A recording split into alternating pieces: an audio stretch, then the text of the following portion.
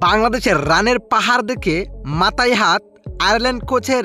হ্যাঁ দর্শক, আয়ারল্যান্ডের বিপক্ষে ইতিহাসে নাম লেখালো টাইগার বাহিনীরা, যেখানে আয়ারল্যান্ডকে পিটিয়ে প্রথম ইনিংসে 587 রানের বড় স্কোর করেন বাংলাদেশ দল। দর্শক, বাংলাদেশের হয়ে সর্বোচ্চ রান করেছিলেন মাহমুদুল হাসান জয়, যেখানে 171 রানের মতো জড়ো ইনিংস খেলেন তিনি। তারপর অবশ্যই দ্বিতীয় সেঞ্চুরি তুলে নেয় দলের হয়ে নাজমুল হোসেন শান্ত। তবে সেঞ্চুরি খুব কাছাকাছি গিয়েও সেঞ্চুরি করতে পারলেন না সাদলাম ইসলাম ও মুমিনুল হক। সাদলাম ফিরেন 80 রানে, মুমিনুল হক ফিরেন 82 রানে। পরে অবশ্যই লিটন দাসও খেলছিলেন দুর্দান্ত।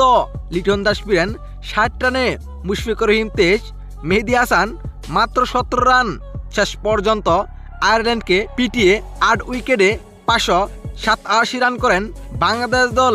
এতে আয়ারল্যান্ডকে 301 রানের বড় লিড ছুড়ে দেয় টাইগার বাহিনীরা।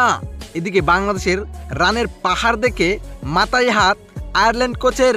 তো দর্শক, আপনার কাছে কি মনে হয়, কত রানের ব্যবধানে আয়ারল্যান্ডের বিপক্ষে বাংলাদেশ প্রথম টেস্টটি জিততে পারে আপনার মনে হয়? অবশ্যই জানিয়ে দিবেন আপনার মতামত এই ভিডিওর কমেন্ট বক্সে। ধন্যবাদ।